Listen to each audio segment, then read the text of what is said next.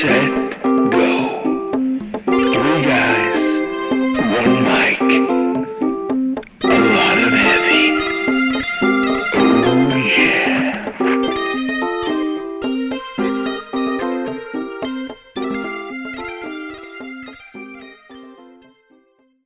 Hello, everybody. I'm Jeff Crenshaw, And I'm Ben Eastman. and you're listening to Heavy, Set, Set, Go. Go.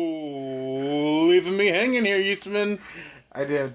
I didn't go with elongated go that time. I thought I'd go with a staccato style go. That way you would be left hanging, and then it would make you your voice just really emphasized and loud and kind of like a slide. Whoa! Heavy, set, go. Whoa, whoa, whoa. Go, go. I compare it to a heavy, set, go on the gray. Wow, pulling out a Kiss from the Rose reference there. That's one of my favorite songs. It's a pretty great song. Did you know that song was made for the film Batman Forever? I didn't know that originally, but I learned that a few months ago, and was it Batman Forever or Batman Returns?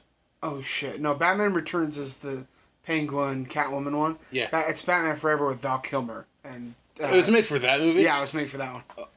That's not even that great of a film. It's not terrible, but it's pretty goddamn close. It's one of the two Joel Schumacher Batmans.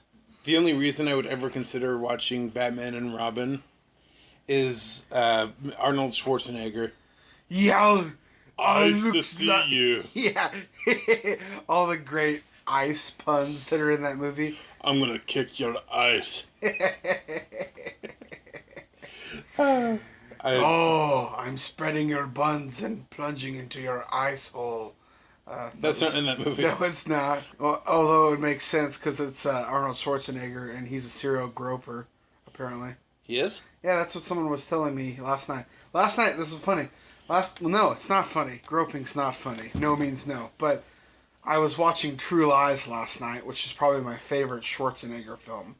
It's like the perfect balance of action and hilarity. You've seen it, right? That's what.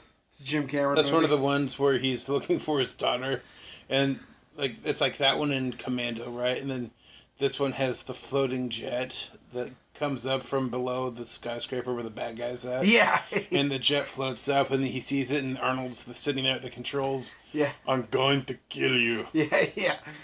And it's amazing. And Jamie Lee Curtis has this great side plot. Oh, God, it's just so great. True Lies is awesome.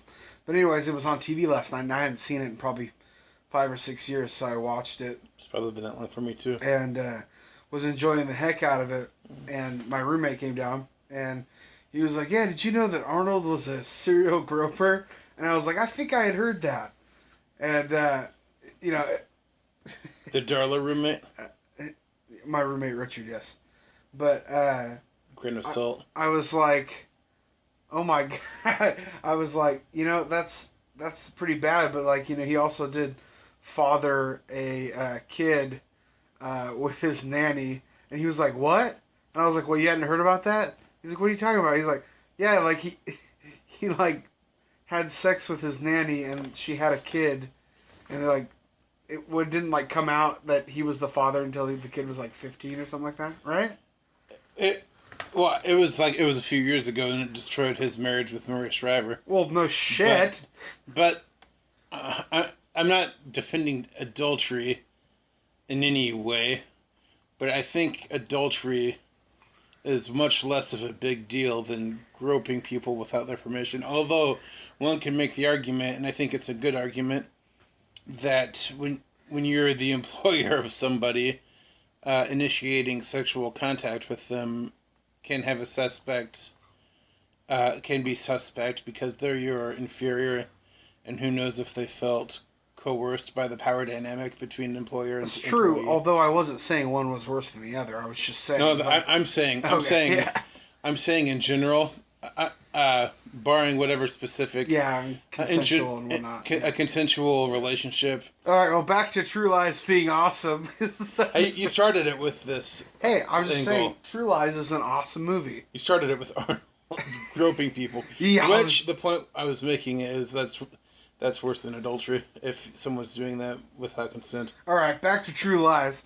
True Lies is so awesome. The Eastman gloss over. Why doesn't James Cameron stop what he's doing with making like 3 more Avatar sequels and like make a film that people actually want to watch? James Cameron's a very talented man. On the contrary, Avatar was like the #1 grossing film of all time. So of course people are begging for an Avatar sequel. Keyword was. Now it's the Force Awakens, I believe. Yeah, that's for domestic, not for foreign.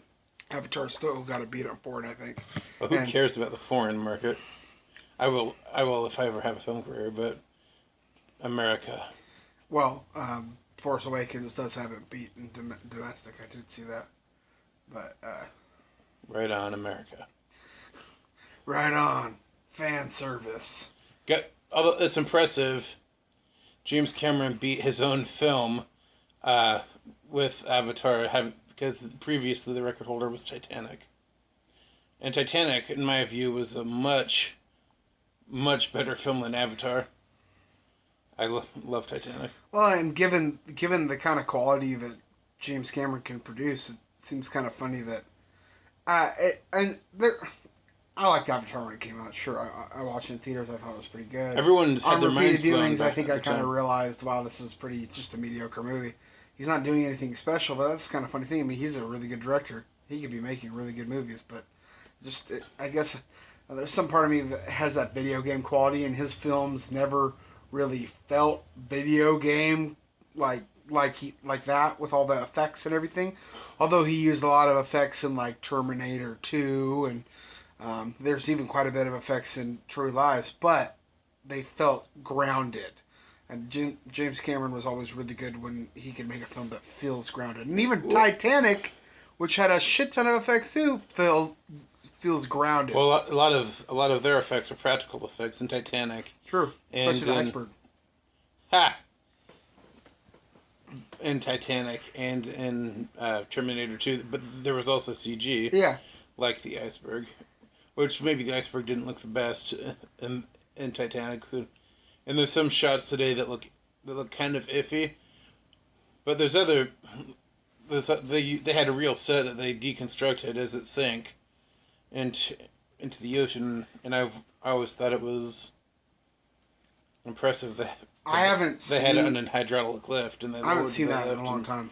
Deconstructed it as they brought it into the ocean. Well, but great movie. I was watching the 1958 Titanic film, A Night to Remember, the other day. Mm-hmm. Apparently, Cameron was inspired by it, and you can tell there's a lot of shots and a lot of scenes in A Night to Remember that I remember seeing in Titanic. Was that good? Oh yeah, it has a different vibe to it than Titanic does. Of course it does. It's a black and white film, beautiful. But I liked it quite a bit. I liked it differently than I liked Titanic. Well, yeah. You know what I mean? Well, and it's a different. I think Titanic, the movie that Jim Cameron made, is very nostalgic. It has that, for me, when I watch it, it has that feeling of like a timeless feeling to it. Whereas I'm sure, like, Night to Remember was made in the 50s. Yeah. There's a different sensibility about movies from different area, 40 years later. That's true. There's a romantic difference between like the sentimentality of how those movies work. Well, if any movie is more nostalgic for us in terms of growing up having watched it, Titanic is more nostalgic for us because we saw it when it came out and we watched it a lot. Probably, I don't know if you watched it a lot. I watched it a lot when I was growing up. Well, the funny thing is, A Night to Remember is nostalgic in the respect that actual survivors of the Titanic helped out in making it, in terms of giving their stories and perspectives that lent credibility to their story. And James Cameron used that movie as a jumping off point for Titanic. It's funny, I still gauge most things from the year that Titanic was released in 97. Ha! I know that, like, when I think of 97, I think of Titanic. Me too. And when I think of, oh my god, now it's 2017, holy shit, it's been 20 years since Titanic. I that's how I gauge. So it's because BT and AT. I remember that being such a big thing when it came out. And I remember, I think I probably saw it in theaters twice. And I remember it just being so packed, and I remember that being such a big thing when it came out when I was young. I remember that being the first pair of boobies I ever saw. I remember breaking my VCR tape. There was a lot of grain that came in over a particular scene. Won't mention which one. Oh, let me guess. Was it the scene that Cal slaps Rose in the face? No, You will honor me as a wife is required to love a husband. no, actually, it was the scene Little where the violin band master. is playing the violin. It's been a as privilege going to play to you with you, gentlemen. As it's going down, I always would rhyme that because that song was just so great, so pretty. Nearer, my God, to thee. Is that the song that they did? It I is. actually kind of forgot. That's historically, well, a lot of survivors reported hearing the last song that the band played as the ship was going down was "Nearer, My God, to Thee." That's what a lot of them said. Wow. And James Cameron translated that into his film. And actually, I think, if I remember right, Night to Remember. We need to watch A Night to Remember. It's different. Obviously not as high. Is Sean Connery in it? No, Why the fuck did I think Sean Connery was in it? I have no idea. This is gonna bug me. I'm sure he was on a jet ski in one of the Bond movies or something. Maybe you got confused. But I hope you choke on whatever you're about to drink. this is water. Yeah, choke on it. But God dang it, he didn't choke on it. we should watch it though, because I think you'd like it. It's not as modern of a film as Titanic, because obviously it was made 40 years beforehand. But As if that's going to change my mind. well, I mean in terms of like if any story requires special effects and stuff, it's the Titanic story, because you can't just take a cruise ship out to the middle of the ocean and sink it and film candid reactions. But all the candid reactions, oh shit, I should never have agreed to this. You better give me lots of fucking money, James Cameron. But I really enjoyed it. It's actually my first purchase of a Criterion release, and Eastman was explaining to me what makes a Criterion so special. So what does make a Criterion so special? Well, Jeff, let me say this as condescendingly as you just said that. Criterion. I wasn't saying things condescendingly. I don't know. Why were you saying it like that? So Mom would hear and not walk down the hall and close the door. Because I've tried having this conversation. But, I don't think I need to explain over a podcast why Criterion's great. well, you told me that they do like the best. They try and seek out the best prints, and they do restorations. Well, on I them. think what they do is they find films that they feel are important. Some either, artistically or historically, or, either way to film it. It seems like their kind of mission is to preserve those films, and so usually they'll do a restoration of the film to make it look like as good as it can, as close to the artist's vision. A lot of time they'll do like they'll get like films that are approved by the filmmaker or the person that shot it or edited it, and they'll try to make it just as close to that vision as possible. What do they do? What do they do in the instances where the filmmaker's dead, like a Hitchcock film, or I don't know exactly. I think they probably just try to then make it, the best looking as possible. Gotcha. without doing as much interference as possible. Because a lot of films will be released on Blu-ray that do a remaster that use a lot of techniques that doctor up the footage to like take out some of the look, some of the like the grain and the stuff from it that's there, that's true to image, to try to make it look better. And I'm not really a Blu-ray aficionado when it comes to that, but I read these things when I read reviews of Blu-rays to figure out which ones I should get. I guess I am a little bit more than I think I am, but I'm not quite as like anal about what kind of what kind of look a certain Blu-ray has. But a lot of people who buy Blu-rays prefer like kind of a true to look of the film. And there's certain instances like with the release of Coppola's Dracula and like Tremors 2 Blu-rays, which I do own, which I just can think of off the top of my head, where their first release they had on Blu-ray was one that was like people who liked Blu-rays like hated it because they doctored up the footage so much that made it look weird and look kind of different than the actual film. Oh, really? Was seen, yeah. Personally, I didn't really notice that much of a difference, but What you gave me your old copy of Coppola's Dracula. What copy? Was it Criterion that you got the new? no, it's not a Criterion, but they did remaster it and give it a really proper release, and I got that. Who was it though? Was it Twilight Time or No, it wasn't. It was from the studio. Oh, from the actual the studio. studio was doing a whole bunch of remasters, and they gave that one a really nice one. Wow. I remember when it came out, I pre-ordered it like way ahead of time because I was like, "This is cool." They see Shout, Scream, and Criterion coming. And Well, then I get think ahead of that's them. kind of what's happening now with the Blu-rays. They're seeing all these companies really making. I mean, they're realizing there's money to be had in double dipping when it comes to cult films that people really like to get a really good release on video, you know.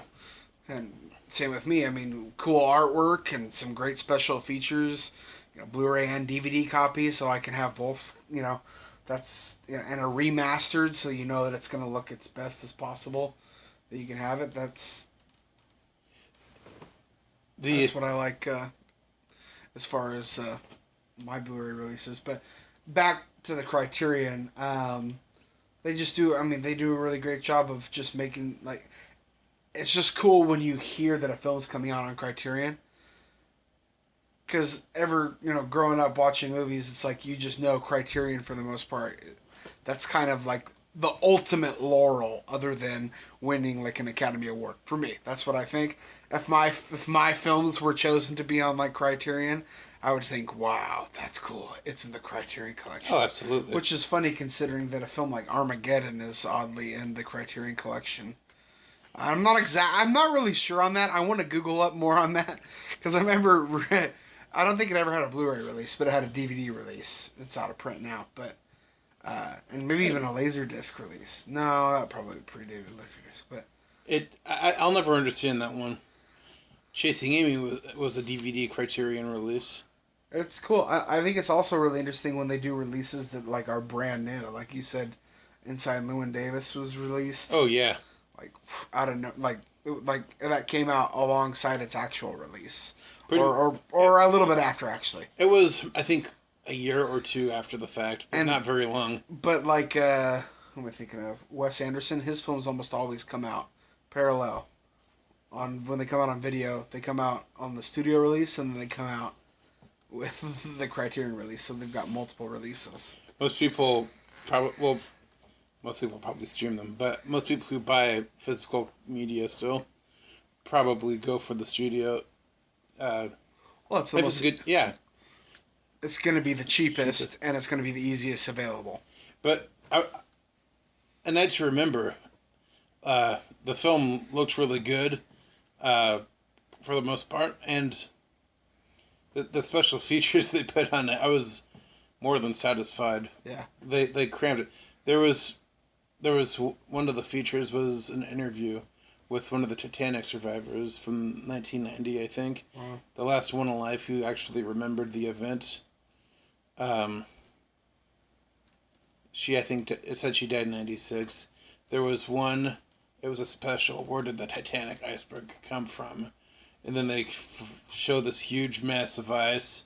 So this is the mass of ice where the Titanic iceberg likely came from. And then they showed like diagrams of ocean currents to show how the berg floated to kind of the location where the Titanic hit it. And you're laughing, but I was fascinated. There was like a documentary about the actual sinking. I'm just thinking, did they have like a video? It's like, this is the ocean. These are waves made of water. Here is a little boaty boat coming out of nowhere. They didn't have and there is a little iceberg. This is an actual reenactment. Okay. They didn't have the Sesame Street vocabulary. What's that fucking Titanic game you've played before?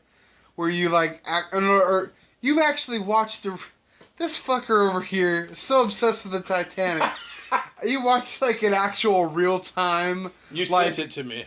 I did not. Yes, you did. Fuck you sent it. I swear to God, I didn't know it existed until you sent it to me. Oh, I probably sent it to you, but I think you've watched it at least 5 times. I didn't watch the whole thing because. Bullshit. No, seriously. For a long time, it's just the ship sitting on the ocean because it goes from when it hits the iceberg to the last moment it sank. But I did watch like the last 20 minutes of it, where or maybe the last half hour, where the bow dips below the ocean, and then slowly you could start seeing the water rising, and it's supposedly I have no idea how they charted this.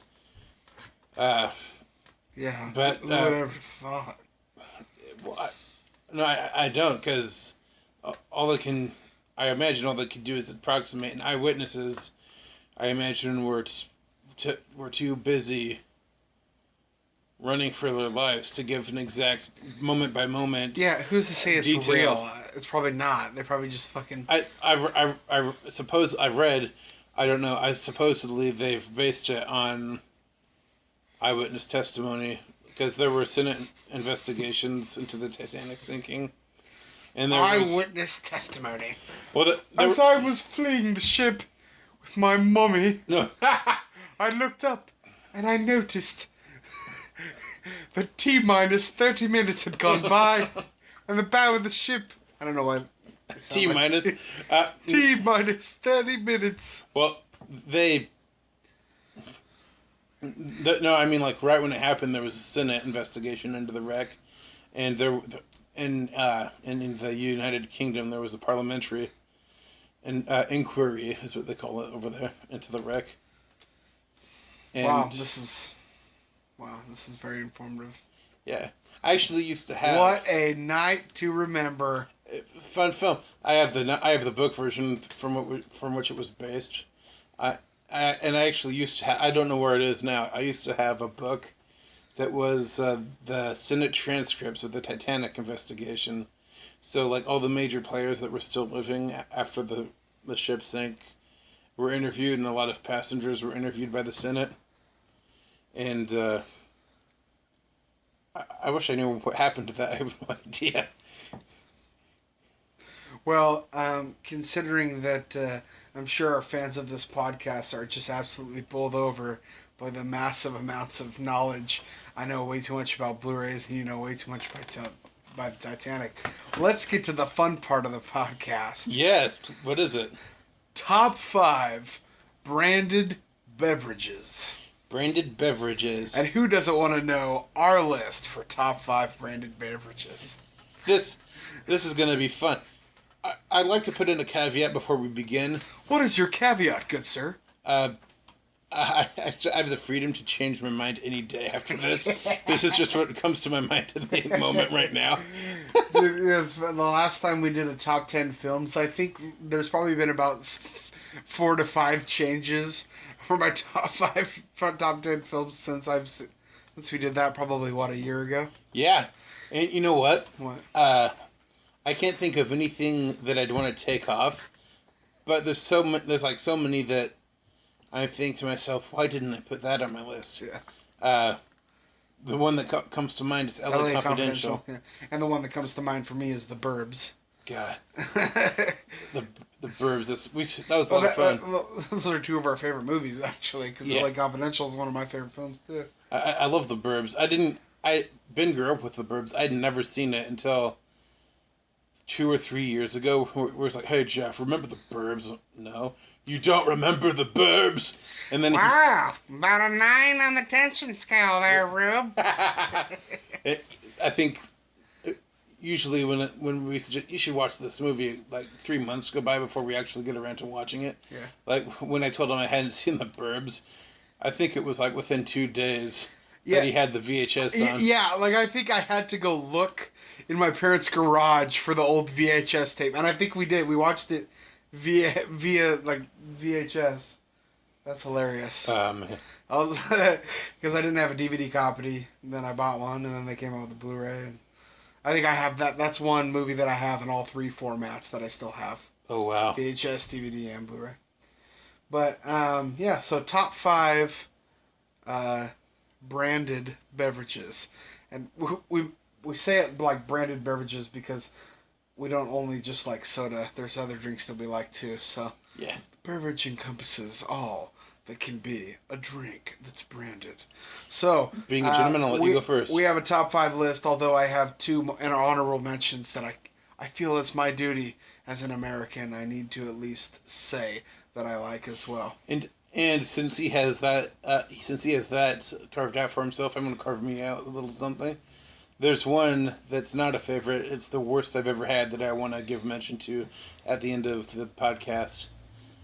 And being a perfect gentleman, I'll let Benjamin go first. So 2 honorable mentions. 1, Ocean Spray Cranberry. Just the cranberry. Oh. Just Ocean Spray.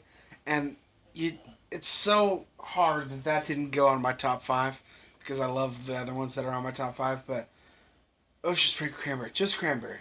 Or honestly, anything cranberry. But cranberry by itself is so damn good. You just can't beat it. No way. I can drink it regular. I can drink it on ice. I can drink it with soda. You can drink it with lemonade. Like I just love cranberry juice. It's so good. It's always refreshing. And I love how it gets you right under here. And now, those listening to the podcast can't really see. But the inside of your cheeks. Yeah, it's kind of the inside of your lower cheeks. You kind of just feel this little tightening. It's that sour. It's the tingly, numbing. Yeah.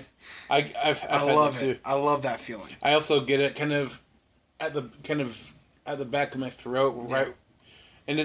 And people are probably thinking, "Oh my God, you're probably allergic," but it's not like an allergic feeling, like it's a rash. Just a sensation that only that kind of a drink can give. It's the flavor. It's the bitter. It's the slight bitterness that kind of tartness.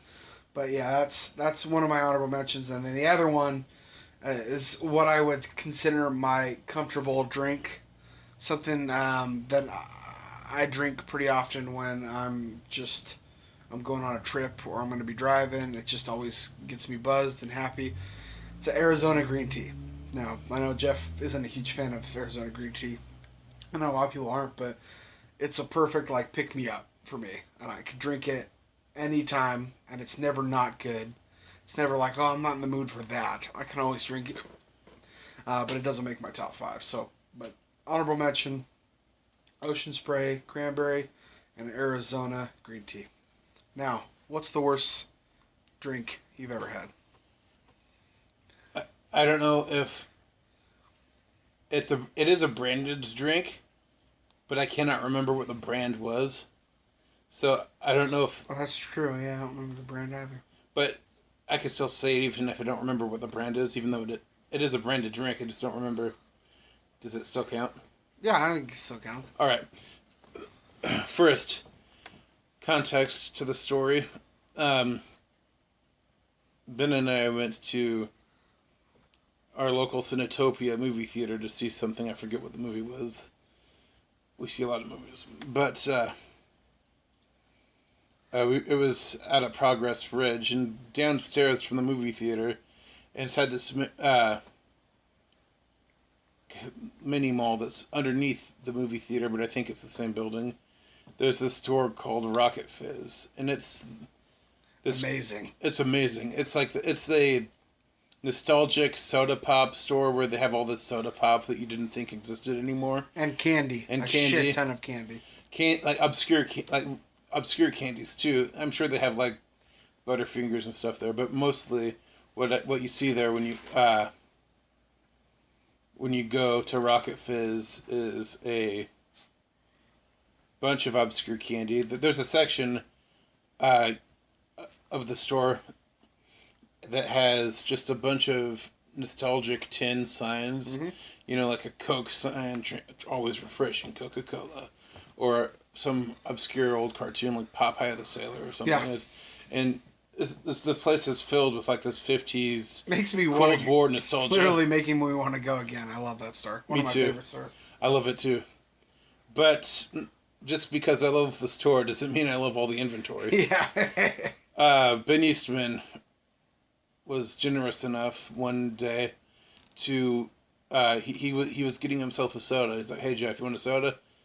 And I'm like, "Yeah, oh yeah." It's like, "All right, why don't you get yourself one?" It's on me. And I was like, "Wow, thanks, Ben." And I was looking in the cooler, and I saw something that intrigued me. Intrigue was the word. It didn't tempt. It intrigued me, and I'm just. I look at it like, oh, I gotta try this, and I pull it out, and it's buffalo wing flavored soda. And before you go any further, let me just reiterate this. That's like saying, "Hey Jeff, I'm gonna buy your massage," and you're like, "No thanks, I'd rather have an enema." Who the fuck does that? I'm gonna buy your meal. Okay, I'm gonna have a burger with shit on it. Like, who does that? You could have had a nice root beer like I had. I should have. I really should have. But instead, somehow, the intrigue caught your eye, and you couldn't let go without having tried fucking buffalo chicken wing soda. Who the Buffalo fuck? chicken wing. I recorded it. There's on a video. Do you still have it? Yeah, well, of course. I think it's in slow motion too. You can see yourself like spinning and hurling. Hey, let me talk about the experience. This is my experience. Anyway, but I grabbed the. You're ruining my experience, bro. Yeah, brah. Swimming with the turtles. I got the buffalo chicken wing soda out of the cooler, and Biz like, "Oh, come on, Jeff, you don't really want that." And I'm like, don't tell me what I want and don't want. Why would I grab it if I didn't want it? He's like, oh, "You're gonna regret it." I'm like, probably.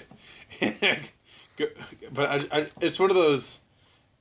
It's you could say it's an instance of curiosity killing the Crenshaw, or I would counter with, of all sad things of tongue or pen, the saddest it might have been. Wow. Which is kind of, I don't want to die. I didn't want to die on my deathbed wondering what it would have been like had I tried that buffalo wing soda. Though in retrospect, I would have been better off wondering than actually tasting. But I go to Ben and I go to the cash register and Ben's like, "Can you believe this guy? He's buying the soda." And the guy's like, "Oh well, I've heard it's a lot better than the ranch dressing soda. People like it better." Oh God. Which makes me never want to try the ranch dressing soda. But no fucking shit.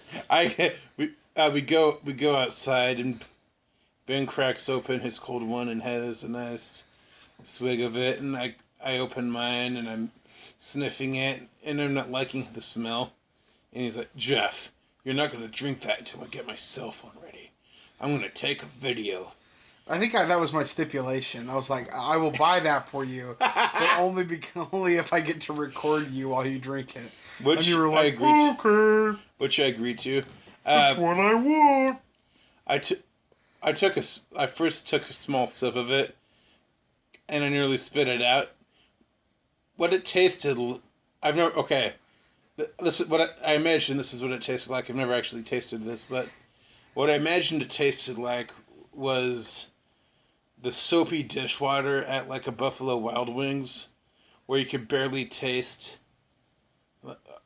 I couldn't taste it at all. I could taste it tasted like soapy dishwater, and it kind of when I looked through the bottle at close range, it kind of looked like it too. It had a vague orange color, like it could have been from buffalo wing sauce, but it tasted like it came out of someone's sink. So like they had cleaned all the dishes, and And that they was the leftover residue. That was the with leftover water, Oh, like God. just tinted, and I was oh god, I nearly threw it up. Even thinking about it's making me kind of choke a little bit, and like God, I gotta throw this away. And like, no, Jeff, I bought that for you, and you're not gonna waste it. Yeah, I made him drink every last fucking drop.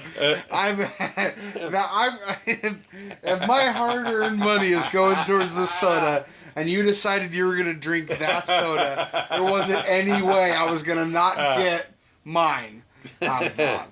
I had to at least videotape it, and you were gonna drink every last drop. And I remember on the video, I think I put it with a Prince song. I think it was like I forget what song. I think it might have been "Feel for You," and I did this video slow motion, and you just see him kick it back, and you see his face after he drinks the whole entire thing. Yeah, we might have to upload that to the comments because that's gonna make this podcast all worthwhile. If you know the story, and then you see the video. But let's go ahead and It was continue disgusting. with our top 5 beverages because I know those of us who are still listening to this podcast cannot wait to see what we come up with. So, number 5, Jeff, you go. These won't be in particular order, but as I think of them. Oh, well, I have a particular order in mind. Okay. So, All right. because I planned. Okay, cool. Good for you. One of them I really like is I really like the lemon Arizona tea. It's something that my early 20s, I drink a lot. Whenever I drink Arizona tea, it takes me back Oh, yeah. to when I was making Serial Killers Christmas, and we used to walk to that mini mart all the time. Uh-huh. Like, I remember, I think we were drinking those when I was telling you about Serial Killers Christmas. And I remember I remember we were shooting at Marcus Rhodes' house, and I bought a shitload of Arizona tea, not just the lemon ones, but Yeah. a bunch of them, mostly the lemon ones. I think I like those, and the Arnold Palmer Yeah, are that's my favorite. Lemon is my favorite out of the Arizona, too. Just a handful of those, and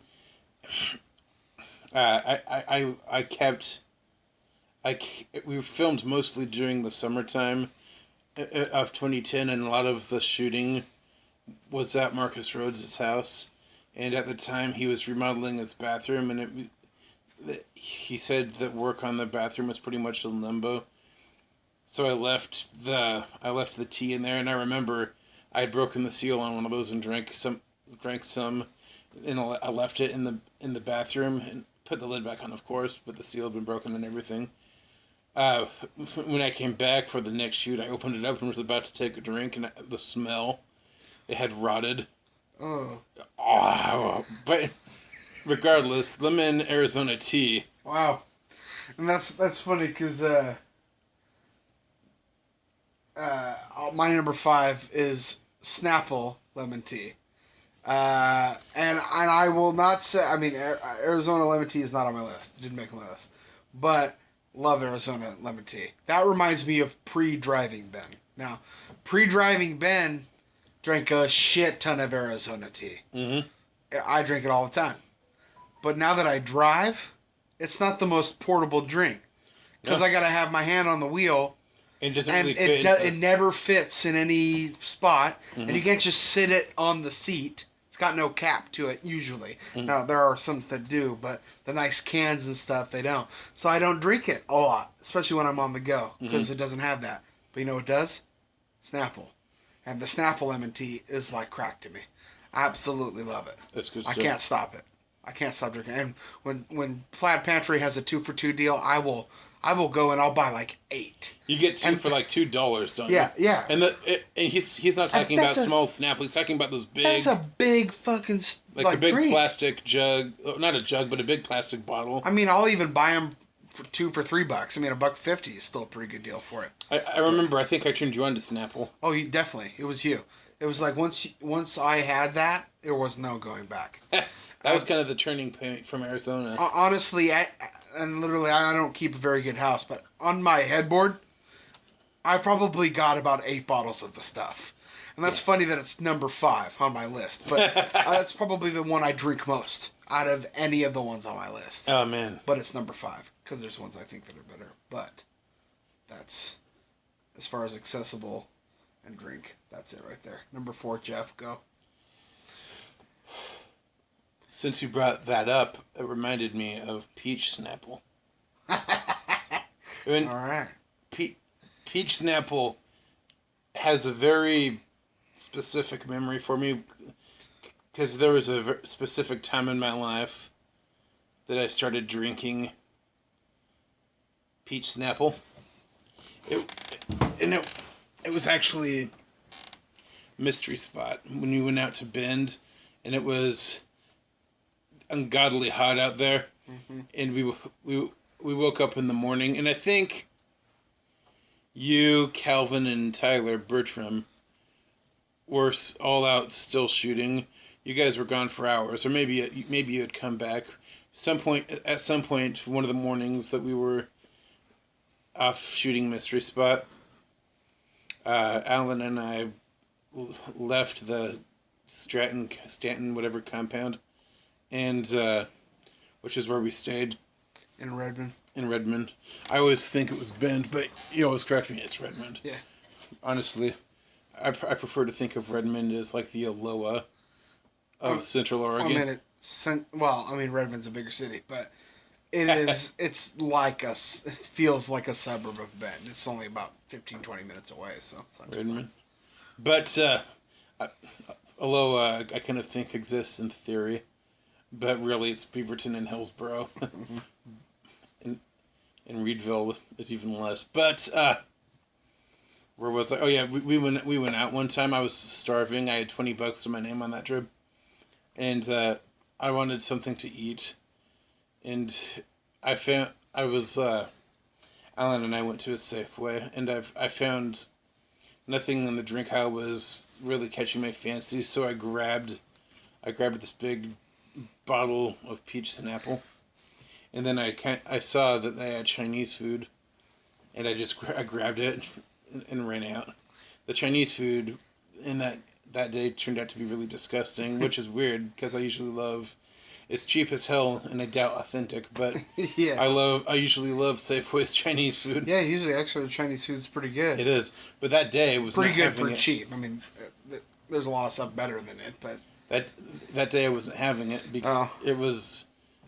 I think set out a little too long. maybe I think I expected it to be easier to warm up, and for some reason I couldn't.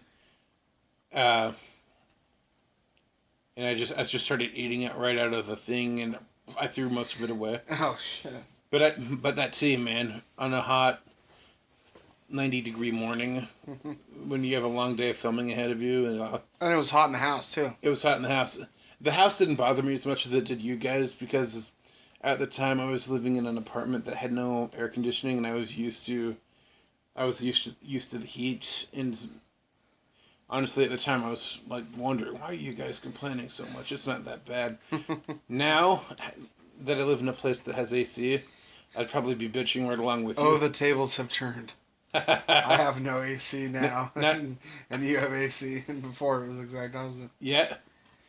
But so number 4 for me is a soda that I rarely find anymore, but when I do, I grab it because I know that's hard to find, and that would be Jones Soda Fufu Berry. Jones Soda. I forgot. You know, when I was a kid. Well, Sorry, I just stole that from you. But when I was a kid, I always hoped that I could get a picture onto a Jones Soda bottle. of course. That always when I saw those pictures, I thought that it was the coolest thing. Yeah. But that never came to be. Fufu Berry is another one of those drinks similar to cranberry juice that is kind of really tart, but really sweet too. And Fufu Berry is probably the most nostalgic drink I have on this list. because I remember so many times grabbing it. When me and my neighbor Caitlin would ride our bikes everywhere, and when our parents would let us go to like a mini mart to get a drink or candy or something like that, we could ride our bikes, and that was a big thing when we were young. You know, Oh, yeah, of school course. and middle school, being able to go out on your own, away from the neighborhood, go First down, taste of freedom. Yeah, and it was Fufu Berry, and I'd get 2 Fufu Berries, drink one right there, then and there, gobble it down, then I'd put one in my backpack and ride home with it. But Fufu Berry is just so good, and it's so hard to find. You just Go in line. There's a few Jones sodas that you can get that are available still, but Fufu Berry is rare. But every now and then I'll go to a place and they'll just randomly have it. And the last place I saw it actually was in Las Vegas, and I didn't buy it. That's the You didn't buy. I didn't buy it, and it was in the candy shop where we met Chum Lee. And it was kind of busy in there, and it was kind of just going quick, and we were all kind of gonna get a picture with him, and I just didn't end up grabbing it. But it was there in the candy shop, and I thought to myself, "Damn it, I wanted it."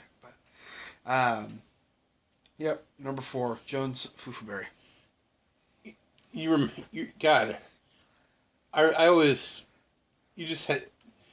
I didn't drink Jones that much, but I remember seeing the bottles everywhere, and I used to think they were the coolest things. Yeah. And I was like, Jones soda. I bet that's what all the cool people drink. Sadly, it's not as popular anymore. It I just don't. isn't. I haven't seen it in like when you mentioned it. I haven't seen it really anywhere Mm-hmm.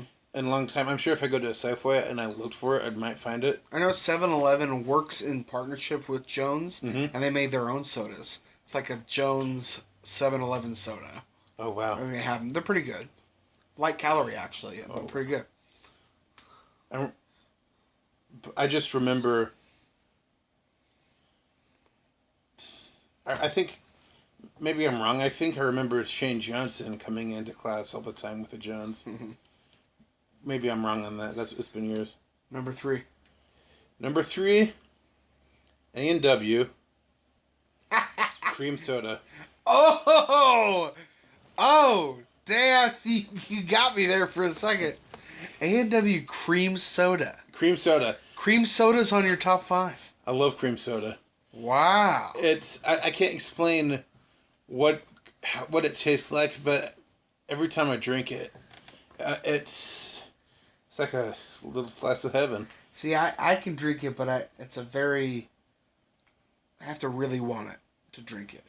It's not a favorite of mine, but I will enjoy the hell out of it when I have it. But There's other drinks I like more, obviously. yeah, But great. I said that these weren't going to be in order. yeah, But cream soda isn't at the top of my list by any means. But I love it, and when it's refreshing, I wouldn't drink it every day yeah, because it's so rich and yeah. so It is. sweet. Yeah, It's you can more than any other soda. You can really get an overload Yeah. of cream soda. yeah. But I have memories with cream soda too, because I had a BB gun when I was younger. mhm. It was a BB or a pellet gun. That's been a while now. And after you shot the family pet, you rewarded yourself with the cream soda. for some reason or other, I don't remember. It's been so long ago. My uncle Ed kept it at his place because apparently I couldn't have it at my home. I don't know if my parents decided that or something. But so when I would go to Uncle Ed's house or to Grandma's house to shoot it, that's where I was to go to shoot it. Mhm. And I remember every time that I would shoot, I would have a beverage. And the beverage, somehow, oddly enough, that would always be available is cream soda. Ha! Randomly. And so I always think, when I think of cream soda, oh, my shooting beverage. I don't shoot guns. But when I was Really? doing my pellets or BB guns when I was younger, I would have cream soda. And I always just associate the two with each other. Why not? It was And good that's stuff. probably the last time I had actually, I lied. I had there's a good drink that you can make with cream soda. And it's cream soda. And I think Fireball and whipped cream. And you make it as a shot. It's really good. It's like a Go to the cream. store. It's like a fucking creamy, cinnamony like drink. It's so good. Or maybe, That sounds amazing. yeah, it's good. It's good. Anyway, A&W cream soda, love A&W, it. okay. Number 3, For you. A&W root beer. I mean, now see, mine are in order. Yours are out of order. But that's why I laughed, because when you said A&W, I was like, we have the same one. My last two will be in order. But yeah, A&W root beer, which is the best root beer for me of all time. I love root beer. Root beer is probably one of my favorite drinks. It's always a go-to. Can I jump ahead just for a second? Yeah. That's my number 2. Okay. So, it would be awkward A&W. The A&W, Yeah. we both do an explanation. That's fun. So let's just do it at once. But yeah, I mean, you can't go wrong with it. I mean, pull up to an A&W, get an A&W root beer float. I mean, Okay. heaven in a cup. But The tap specifically, when you go up to the tap oh and yeah, pull it, oh fuck and yeah. it comes out all frothy. If you pull, okay, let's just say this: if you pull any tab and root beer comes out, that's a fucking good day. But especially if it's A&W. There's something about it that on a hot day like today, like nothing fucking beats like an A&W root beer float. And I'll tell you right now, I don't know how they do it, but the A&W in the little bottle, the little brown bottle they do, is almost just as good as tap. Not in a can, but in that little brown bottle that they do. Yeah, the and plastic, it looks the brown. different than any other bottled soda you'd see. It looks Similar like a little to the cream soda. Yeah, it looks like a little brown barrel. But you drink it out of that, and it is so damn good. You have that ice cold. Bar none, there's not a more refreshing drink in the world as that.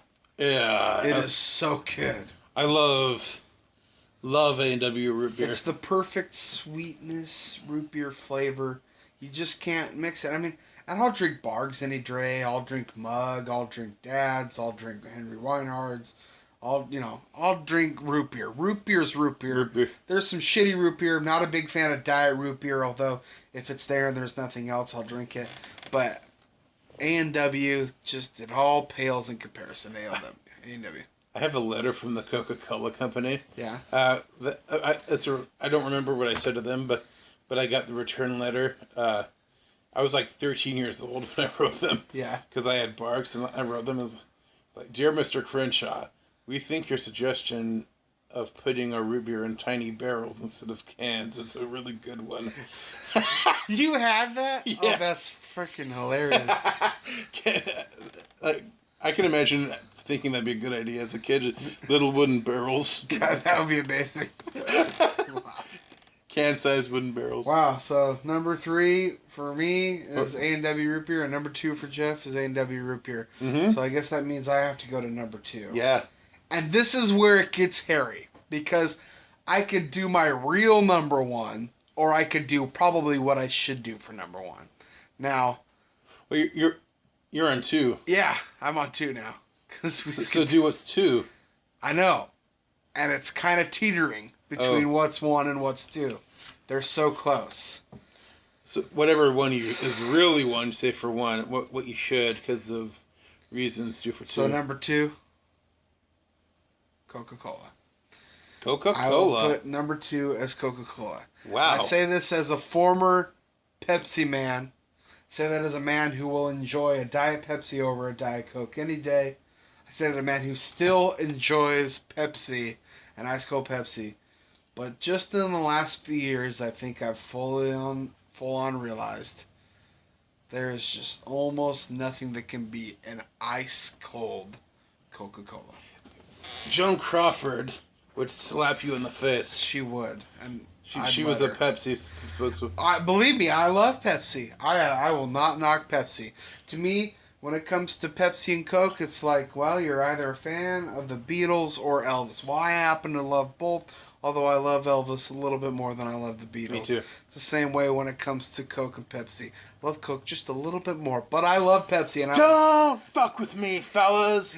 This ain't my first time at the rodeo. All right, and a Mommy Dearest reference. Wow. That's one of my favorite movie lines of all time. Oh, and I can't wait until our next list. So. Oh. So. Oh. Had to throw that one out there. Although there was something else that you said earlier that made me want to reference that too. But yeah, ice cold Coca-Cola. You just can't beat it. Ice cold Coke. And I'll tell you, the place that does it better almost than anyone else, if you're not going to have it via Coke or a bottle or a can or a bottle, I mean, McDonald's. Something about, I don't know what the hell they do with their Coke. It's weird. It is so good. And I thought I was thinking things. I thought, how could I? They just put it in a freaking cup with ice. Googled it. Apparently, I'm not the only one that's realized that somehow, I don't know what McDonald's doing, but it must be something in the water because the way that they put their Coke together, it's like ridiculous. I think it is the water. I think that's what I heard. That's what I read. Although the method that they said sounds like bullshit advertising.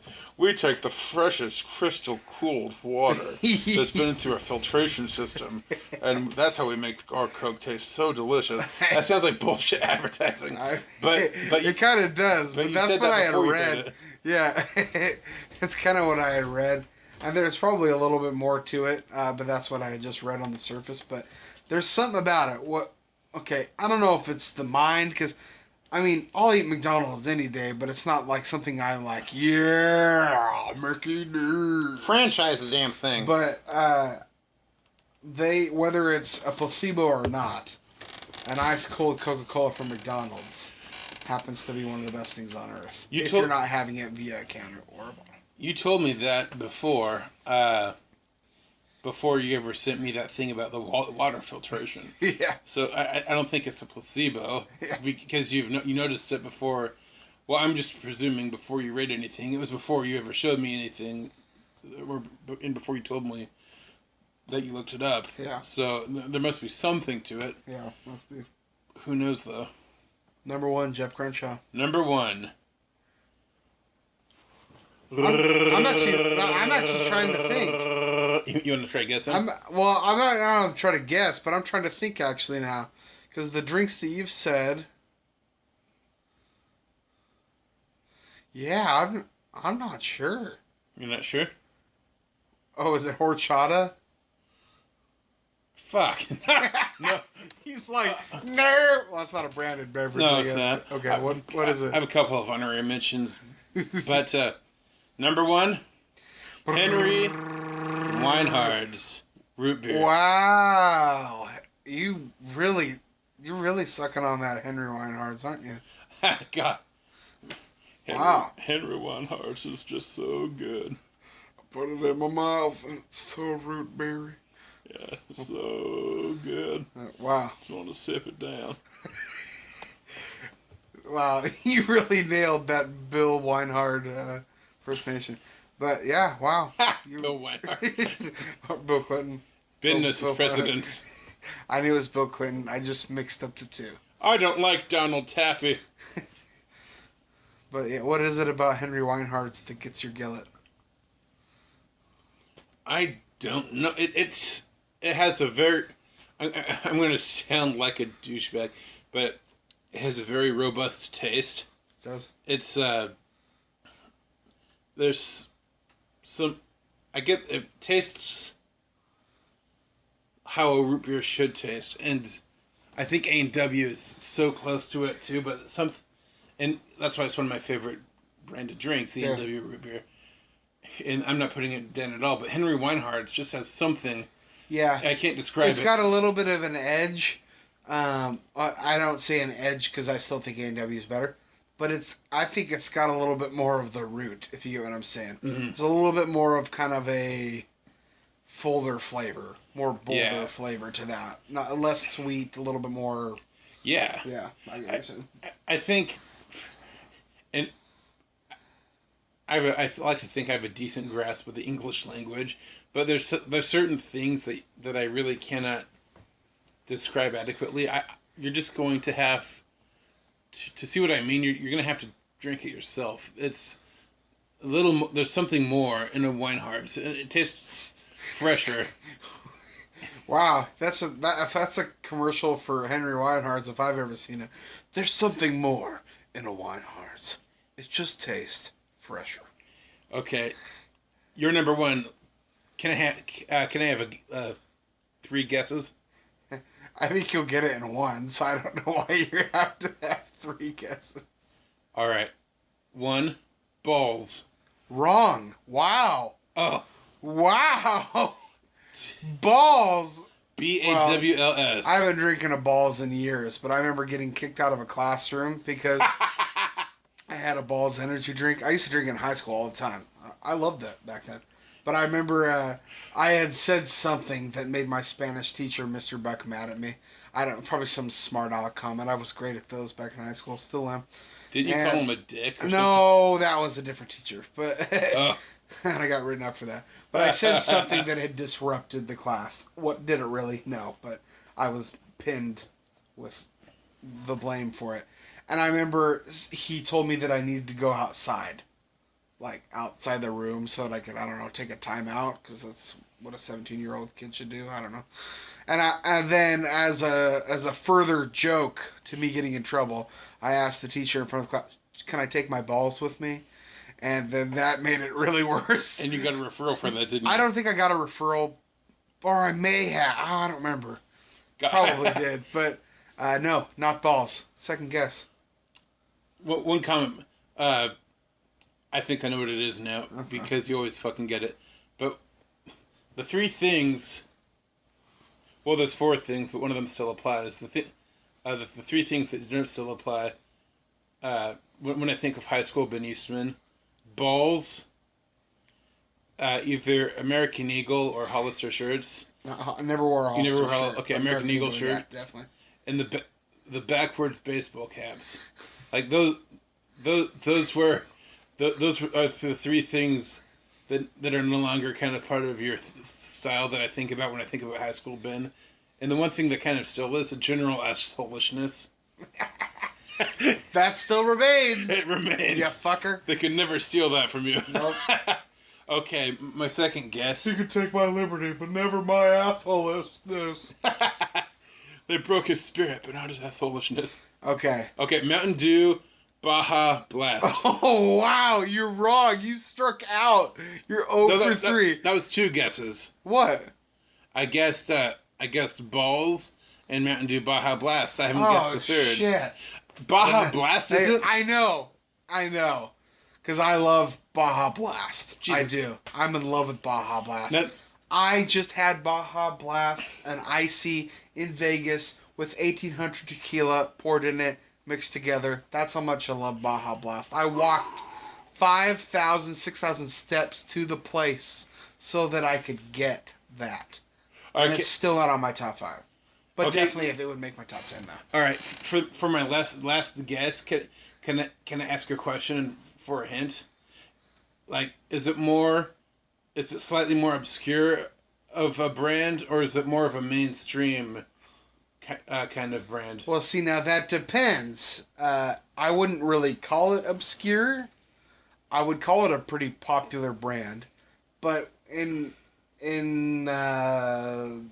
comparison to like a brand like Coca-Cola, maybe it is a little obscure.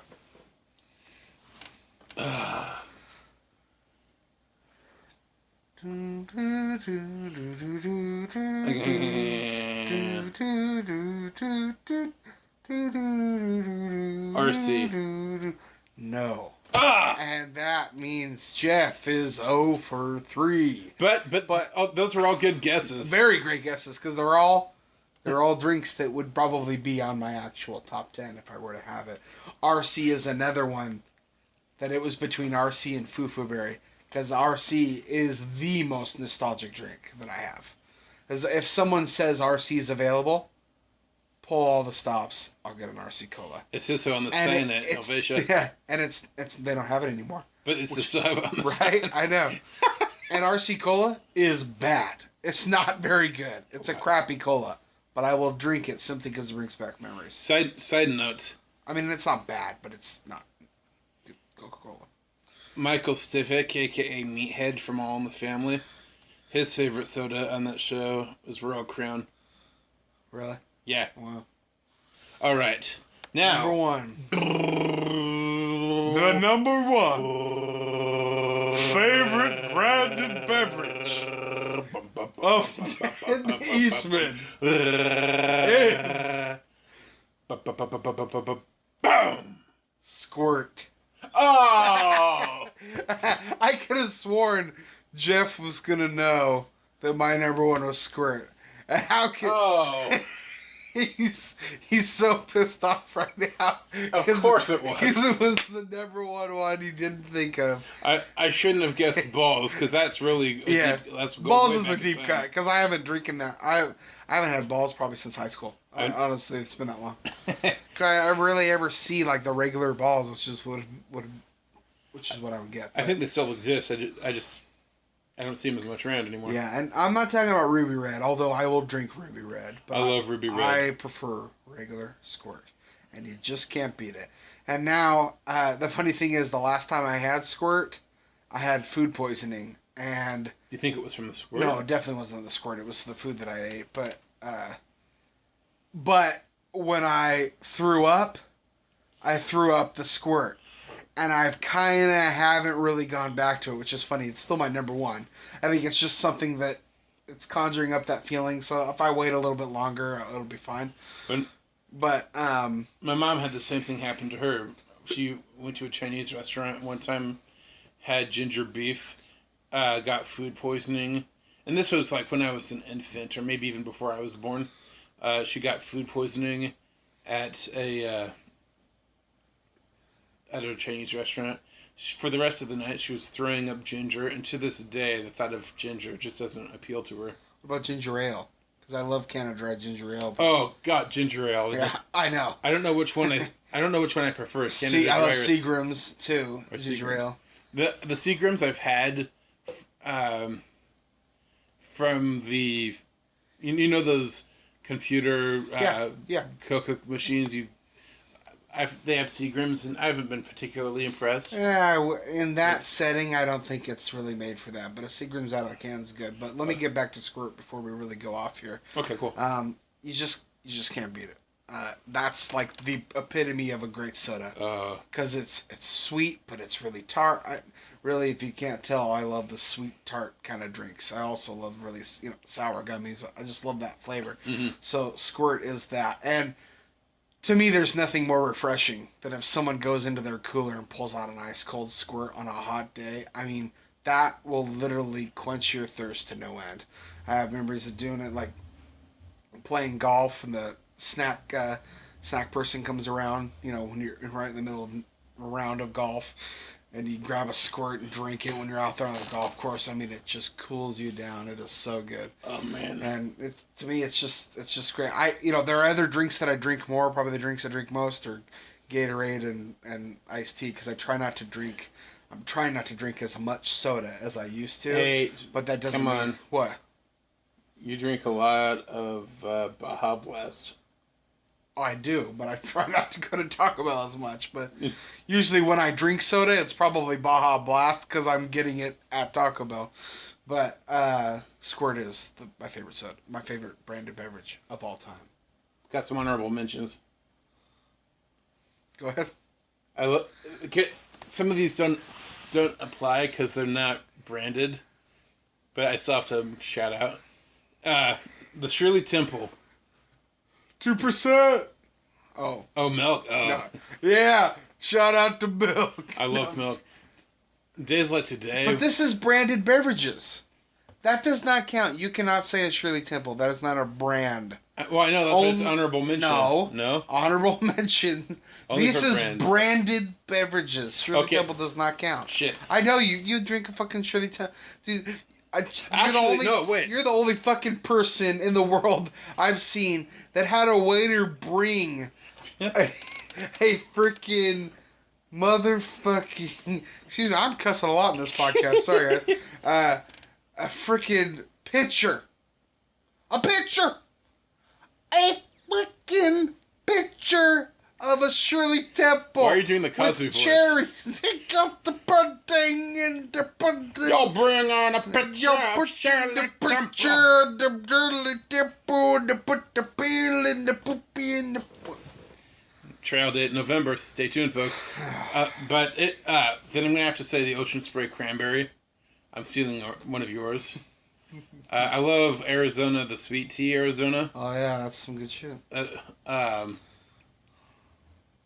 Well, oh my God, that stuff. I don't know if it's Arizona or what, but it it looks kind of like it's an Arizona can. The cherry lime coolers, Cherry Lime Ricky. cherry lime Ricky. Oh yeah. Those are on a hot day. I Like think this. that is Arizona. That is. Yeah, Cherry Lime Rickies are fucking good. Oh my God! and And the Mango lime Ricky is Rickies. pretty good too. I think I like the mango ones better. Yeah, I think I like fucking both of them. But yeah, yeah, those are damn good. Wow, I totally forgot about those. Did We we tell? drink the shit out of those.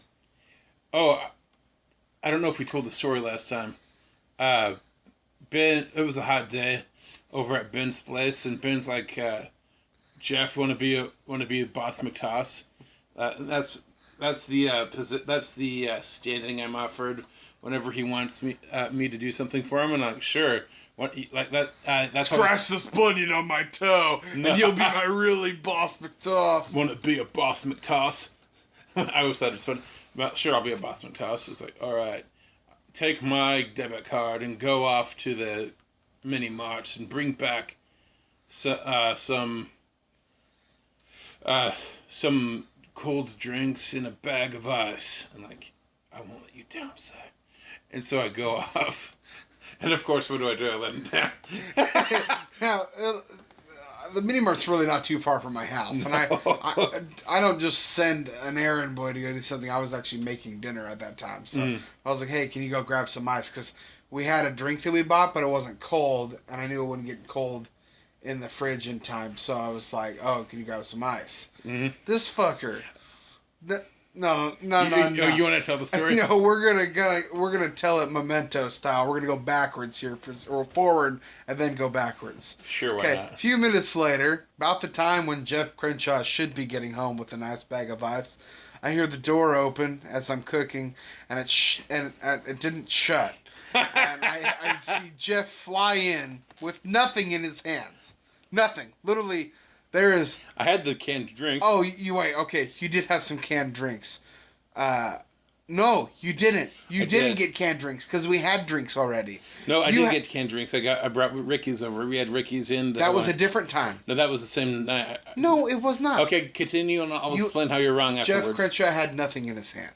Okay, absolutely nothing. With nothing in my hands. Don't make a reference to my album, Double Entendre, available on Bandcamp. You remember which album it's from too. You've made so many albums. Oh with so many shit! songs. Actually, it might have been Pleasureful Sensation. That's one of the two. Either way, available on Bandcamp for purchase and listen. I just remember you coming in. Okay, maybe you did have lime Rickies. I thought you had nothing in your hand. Anyways, he comes in, but there's no ice anywhere to be seen. I'm like, what the fuck? It's a mini mart. They've got to have ice. And Jeff is like, he's like, bag. And I'm like, what? I don't know if I have a bag. Where's a bag?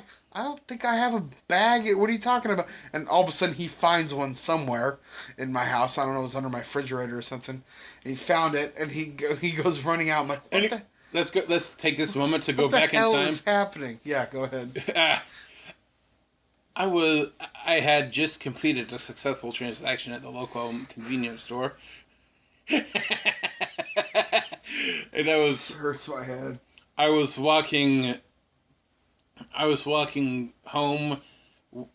In one hand, I had a bag of ice, and in the other hand, I had a bag full of cherry and mango lime Rickies. And the ice inside the bag was like a cinder block. It was like a brick, just all kind of melted slightly together. And I was trying to push on the sides, maybe to loosen it, and nothing was coming loose. A few days previously, I saw Ben had brought in a bag of ice from the store, and it had been in a similar condition. And I had seen him just banging, like he banged a couple of times on the stairs going into his house, and the ice had loosened up to be used. I'm like, oh, cool, Ben did something like that, so I'll do something. As I was walking up to Ben's house, I saw a tree, And I decided I'd loosen the ice by swinging it and banging it against the tree stump. Well, what I expected to happen and what did happen were two different things.